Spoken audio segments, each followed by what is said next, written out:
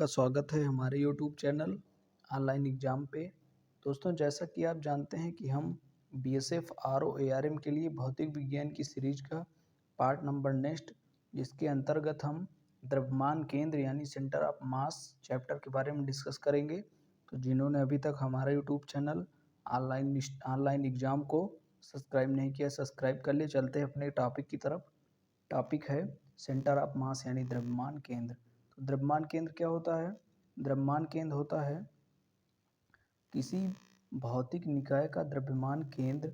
उसके संबंध एक ऐसा बिंदु होता है जिस पर निकाय का संपूर्ण द्रव्यमान केंद्रित माना जा सकता है तथा इसकी गति संपूर्ण निकाय की गति को व्यक्त करती है। इसे सीएम यानी सेंटर ऑफ मास सीएम से सूचित करते हैं। आपको ये याद रखना है। अगला है कि दो कणों का जो निकाय का द्रव्यमान केंद्र होता है, तो दो कणों का निकाय का द्रव्यमान केंद्र आर सी एम बराबर हो जाएगा M1 R1 plus M2 R2 अपान M1 प्लस M2।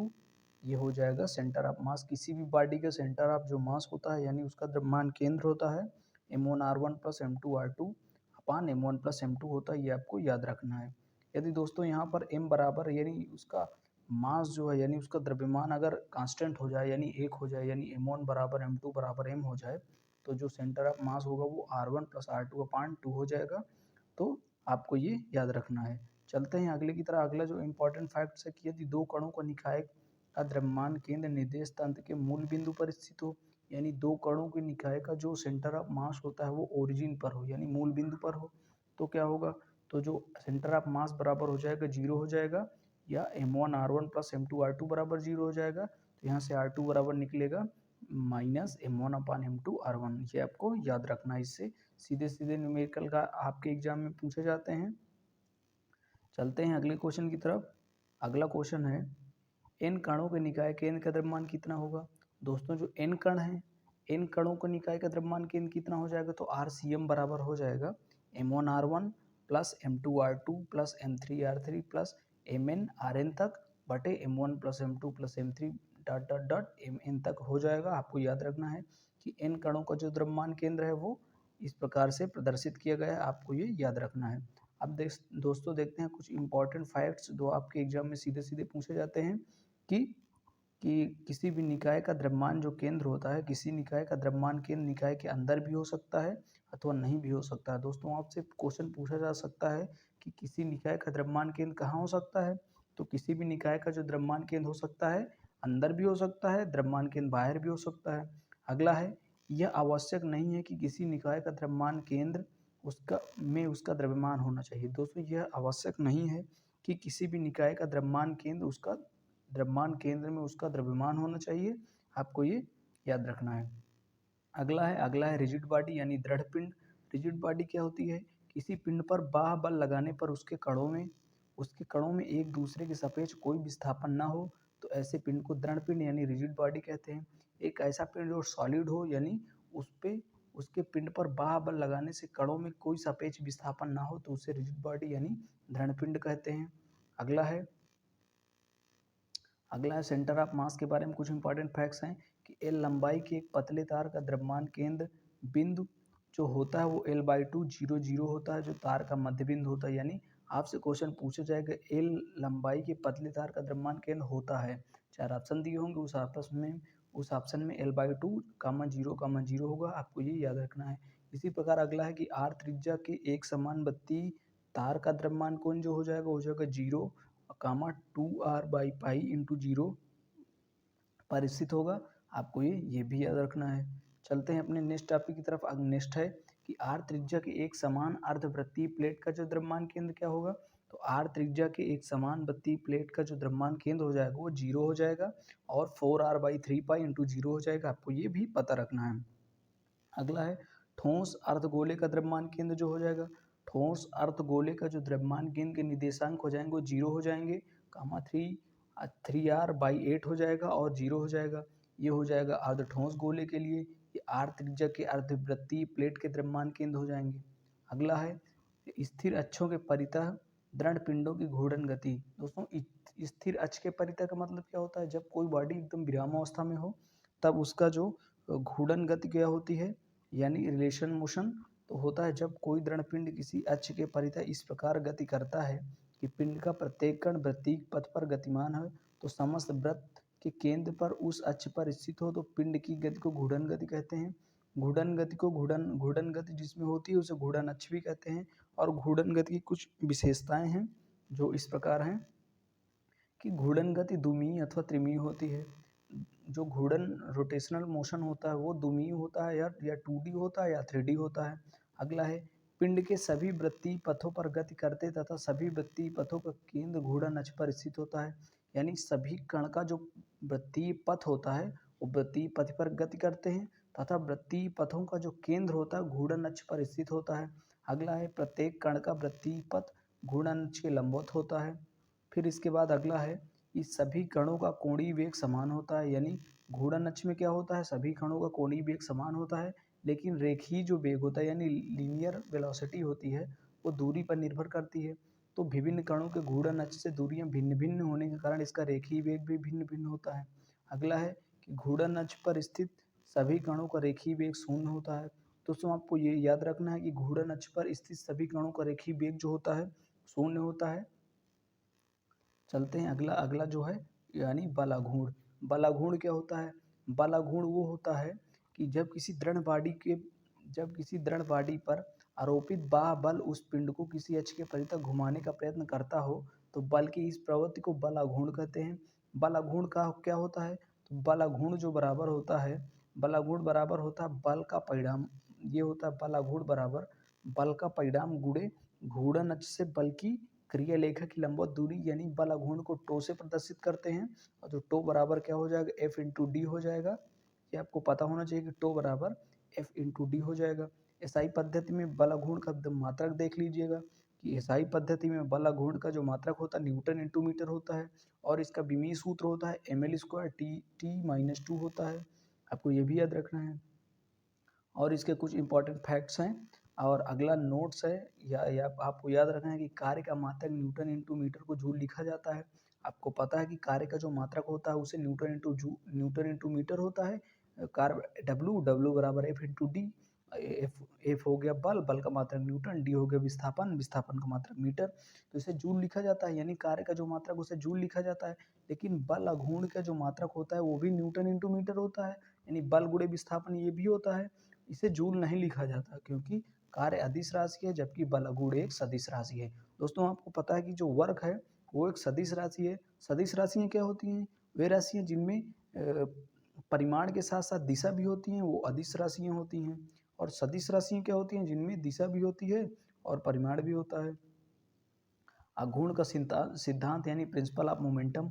बल आघूर्ण यानी बल का दक्षिणावर्त आघूर्ण बराबर बल का वामावर्त। तो बल आघूर्ण का सिद्धांत क्या होता है? प्रिंसिपल ऑफ मोमेंटम क्या होता है कि यदि बल अगर दक्षिण दिशा में आघूर्णवत गति कर रहा है तो बल का जो वामावर्त होगा वो उसके बराबर हो जाएगा। अगला है कोणीय वेग यानी एंगुलर वेलोसिटी। एंगुलर वेलोसिटी क्या होती है? किसी पिंड का औसत कोणीय वेग पिंड के कोणीय विस्थापन तथा विस्थापन के समय अंतराल का अनुपात होता है। इसे ओमेगा से प्रदर्शित करते हैं। ओमेगा बराबर क्या होता है? Delta theta upon delta T. आपको याद रखना है कि कोणीय वेग बराबर ओमेगा बराबर क्या होता है? Delta theta upon delta T. अगला है कोणीय वेग का मात्रक क्या होता है? तो कोणीय वेग का जो मात्रक होता है, कोणीय वेग का जो मात्रक होता है वो होता है रेडियन प्रति सेकंड यानी रेडियन सेकंड इनवर्स हो जाएगा। तो कोणीय वेग की दिशा क्या होगी? कोणीय वेग की दिशा होगी जो घूर्णन अक्ष के अनुदिश होगी। आपको ये भी याद रखना है।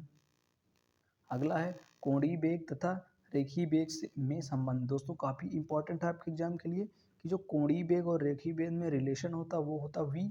वी यहाँ पर रेखीय वेग है और ओमेगा कोणीय वेग है, आर उसकी पथ की त्रिज्या है और वी बराबर ओमेगा इंटू आर होता है।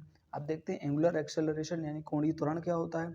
कोणीय त्वरण होता है किसी पिंड के घूर्णन अक्ष के परितः कोणीय वेग में परिवर्तन की दर उस पिंड को कोणीय त्वरण कहलाती है। इसे ग्रीक अक्षर अल्फा से प्रदर्शित किया जाता है। अल्फा बराबर क्या होता है? D omega by D T होता है और कोणीय त्वरण होता है अल्फा बराबर D omega by D T. अब कोणीय त्वरण का मात्रक क्या होता है? कोणीय त्वरण का मात्रक होता है रेडियन प्रति सेकंड स्क्वायर। रेडियन प्रति सेकंड स्क्वायर होता है तथा इसका जो विमीय सूत्र होगा तो रेडियन का तो कोण की तो कोई बीमा होती नहीं है और समय की बीमा टी होती है और इसका टी स्क्वायर हो जाएगा। तो समय की बीमा जब ऊपर जाएगी टी की पावर -2 हो जाएगी। आपको ये भी याद रखना है कि कि कोणीय त्वरण और रेखीय त्वरण में जो संबंध होता है, कोणीय त्वरण एवं रेखीय त्वरण में जो संबंध होता है ए बराबर आर इंटू अल्फा। ए यहाँ पर क्या है, ए यहाँ पर कोणीय त्वरण है और अल्फा क्या है, रेखीय त्वरण है, आपको याद रखना है। तो यहाँ से अल्फा बराबर क्या हो जाएगा, ए अपान आर हो जाएगा। आर घूर्णन अक्ष से कण की दूरी है। अगला है घूर्णन गति के समीकरण। जिस प्रकार दोस्तों गति के समीकरण होते हैं उस प्रकार घूर्णन गति के समीकरण होते हैं। गति का समीकरण होता है v बराबर u प्लस ए टी होता है। गति का समीकरण v बराबर u प्लस ए टी होता है पहला समीकरण। तो यहाँ पर जो पहला समीकरण है, पहला समीकरण में v तथा u यानी v अंतिम वेग, u प्रारंभिक वेग। तो यहाँ पर अंतिम वेग जो हो जाएगा ओमेगा हो जाएगा और अंतिम वेग ओमेगा हो जाएगा, प्रारंभिक वेग ओमेगा 0 हो जाएगा, अल्फा यहाँ पर एक्सीलरेशन हो जाएगा। आपको याद रखना दूसरा समीकरण है v बराबर s बराबर U T plus half A T square होता है। गति का दूसरा समीकरण, यहाँ पर थीटा हो जाएगा, थीटा बराबर omega t into half alpha t square. और यहाँ पर अगला होता है v square plus u square plus 2as, यहाँ पर omega square plus omega 0 square plus 2 alpha theta हो जाएगा। आपको ये भी पता होना चाहिए दोस्तों। अब मोमेंटम ऑफ इनर्शिया यानी जड़त्व घूर्ण क्या होता है। जड़त्व घूर्ण क्या होता है, जब किसी कण द्वारा दी गई घूर्णन अक्ष के परितः जड़त्व घूर्ण उसका द्रव्यमान तथा घूर्णन अक्ष से कण की दूरी वर्ग के गुणनफल के बराबर होती है। यानी दोस्तों जड़त्व घूर्ण आई बराबर क्या होता है, जड़त्व घूर्ण आई बराबर एम आर स्क्वायर होता है। एम क्या है, एम जहाँ पर द्रव्यमान है और आर जो है घूर्णन अक्ष से दूरी है, लिखा है कि घूर्णन अक्ष से दूरी आर है। तो जो जड़त्व घूर्ण क्या हो जाएगा, द्रव्यमान इंटू घूर्णन अक्ष की दूरी का वर्ग उसके जड़त्व घूर्ण के बराबर हो जाएगा। आपको ये याद रखना है कि जड़त्व घूर्ण का एसआई पद्धति में जो मात्रक होता है वो होता है किलोग्राम मीटर स्क्वायर, यानी आई बराबर एम आर स्क्वायर होता है। एम जहाँ पर द्रव्यमान है और आर जो है दो कणों के बीच की दूरी है, तो द्रव्यमान का मात्रक किलोग्राम हो जाएगा और जो उसके बीच की दूरी की मात्रक है वो मीटर हो जाएगी और मीटर का वर्ग हो जाएगा। अगला नोट्स है कि रेखीय गति में जो कार्य जड़त्व करता है घूर्णन गति में वही कार्य जड़त्व घूर्ण करता है। यानी दोस्तों जो रेखीय गति में होती है जो कार्य जड़त्व करता है और घूर्णन गति में जो कार्य जड़त्व घूर्ण करता है। जड़त्व पिंड का रेखीय वेग में परिवर्तन का विरोध करता है, जड़त्व पिंड के कोणीय वेग में परिवर्तन का विरोध करता है। अगला है घूर्णन त्रिज्या तथा परिभ्रमण की त्रिज्या। दोस्तों आपके 2016 बीएसएफ की एग्जाम में ये आप इस टॉपिक से आपसे क्वेश्चन पूछा गया था कि घूर्णन त्रिज्या और परिभ्रमण त्रिज्या में संबंध क्या होता है। तो किसी घूर्णन अक्ष के परितः किसी पिंड की घूर्णन त्रिज्या उस अक्ष के परितः घूर्णन जड़त्व घूर्ण में पिंड के कुल द्रव्यमान का अनुपात के वर्गमूल के बराबर होता है, अर्थात के बराबर।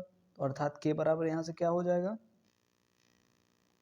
अर्थात के बराबर यहाँ से हो जाएगा के बराबर अंडर रूट जड़त्व घूर्ण इंटू द्रव्यमान। तो इसको क्या लिख सकते, जड़त्व घूर्ण को हम आई लिख सकते हैं और आई बराबर एम आर स्क्वायर होता है और द्रव्यमान को हम एम लिख सकते हैं। तो यहाँ पर जो परिभ्रमण की त्रिज्या हो जाएगी यानी के हो जाएगी, तो के बराबर under root I upon M हो जाएगा। और आपको ये भी याद रखना है कि एसआई पद्धति में घूर्णन त्रिज्या की जो इकाई होती है, एसआई त्रिज्या में घूर्णन त्रिज्या की जो इकाई होती है एसआई पद्धति में वो मीटर होती है। तो आपको ये भी याद रखना है। चलते हैं अगले टॉपिक की तरफ। अगला है कि घूमते हुए पिंड की गतिज ऊर्जा ई के, यानी ई क्या है, घूमते हुए पिंड की गतिज ऊर्जा है और उसका जड़त्व घूर्ण आई में क्या संबंध होता है। तो ई के बराबर हाफ आई ओमेगा स्क्वायर होता है। अगर ओमेगा बराबर 1 लेते हैं तो आई बराबर 2 ई के हो जाएगा। ये काफ़ी इंपॉर्टेंट फार्मूला है, आपको याद रखना है कि घूमते हुए पिंड की जो गतिज ऊर्जा ई के और जड़त्व घूर्ण आई में जो संबंध होता है आई बराबर 2 ई के होता है। आपको ये याद रखना है।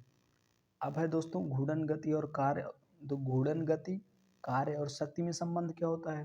तो घूर्णन गति यहाँ से क्या हो गई, घूर्णन गति हो गई टो, घूर्णन गति हो गई टो और थीटा क्या हो जाएगा, अब यहाँ से हो जाएगा कार्य, कार्य बराबर बल गुणे, कार्य बराबर बल गुण इंटू थीटा हो जाएगा। तो यहाँ से डब्ल्यू बराबर टो इंटू थीटा हो जाएगा। तो पी बराबर क्या होता है, पी बराबर डब्ल्यू अपान टी होता है, पी बराबर होता है डब्ल्यू अपान टी और यहाँ पर टो थीटा अपान टी यानी टो ओमेगा हो जाएगा। यानी शक्ति बराबर क्या हो जाएगा, बल गुण इंटू कोणीय वेग के बराबर हो जाएगा। यानी घूर्णन गति में कार्य और शक्ति, यानी घूर्णन गति में जो कार्य और शक्ति होती है तो शक्ति बराबर क्या हो जाएगा, बल गुण इंटू कोणीय वेग।